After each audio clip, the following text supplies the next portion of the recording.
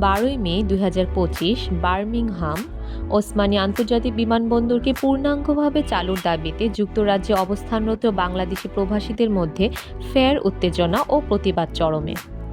বার্মিংহামের Victoria বোরোস্থ বাংলাদেশের multipurpose সেন্টারে এক গুরুত্বপূর্ণ মতবিনিময় সভায় প্রবাসীরা ঘোষণা দেন, সরকার যদি দ্রুত দাবি মেনে না নেয় তবে তারা 1 মাসের মধ্যে রেমিটেন্স বন্ধ, বিমান বয়কট, দূতাবাস ঘেরাও এবং এয়ারপোর্টে অবস্থান ধর্মঘটের মতো কঠোর কর্মসূচি গ্রহণ করবে।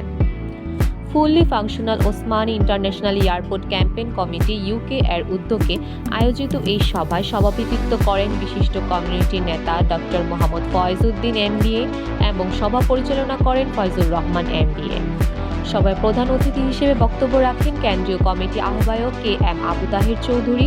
বিশেষ অতিথি হিসেবে বক্তব্য রাখেন কেন্দ্রীয় কমিটির যুগ্ম আহ্বায়ক মাহবুবুর রহমান কুরেশি, সাধারণ সম্পাদক M.A. রব, অর্থ সচিব সলিসিটির মোহাম্মদ ইয়াউদ্দিন, আল আরাফা টিভি ইউকে এর চেয়ারম্যান সম্পাদক ও প্রকাশক মোহাম্মদ M.A. হোসেন। মোহাম্মদ A. হোসেন বলেন, এখন আমরা ঐক্যবদ্ধ, এখন আমরা ধৈর্যহারা। যদি এই দাবি বাস্তবায়ন করা না হয় তাহলে আমরা কঠোর কর্মসূচি গ্রহণ করতে বাধ্য হব। ডক্টর মোহাম্মদ ইউনুস সাহেবের দৃষ্টি আকর্ষণ করে বলছি, অনতিবিলম্বে সিলেট প্রবাসীর প্রাণের দাবি বাস্তবায়ন করুন। এছাড়াও আলোচনায় অংশ নেন মোহাম্মদ আব্দুল মালেক পারভেজ, মোহাম্মদ মফিজ খান, কাজী আঙুর মিয়া, ফিরোজ খান, সৈয়দ জমশেদ আলী, আব্দুল কাদের আবুল, মুফতি তাজুল ইসলাম, কামরুজ্জামান মোস্তফা মিয়া, আজাদ চৌধুরী প্রমুখ। বক্তব্যরা বলেন, বৈপ্লবিক সরকার ডক্টর মোহাম্মদ ইউনুস সাহেবের দৃষ্টি আকর্ষণ করে বলছি, দীর্ঘদিন ধরে ওসমানী বিমানবন্দরকে পূর্ণাঙ্গ কার্যকারিতা দেওয়ার দাবি জানালেও বিগত সরকার এবং বর্তমান সরকারের আশ্বাস বাস্তবে রূপ নেয়নি।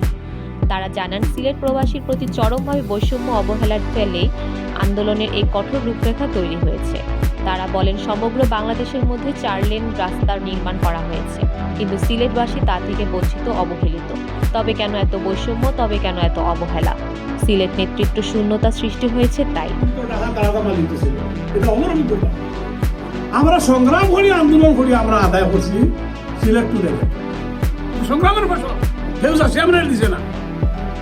এখন দেখো 2002 সাল সিলেট আজকে 23 বছর, আজকে 23 বছর হয়েছে, কিন্তু আপনার এটা ইন্টারন্যাশনাল এয়ারপোর্ট নামে হয়েছে কাজে নাই, নামে ইন্টারন্যাশনাল খাজগুনি এয়ারপোর্ট।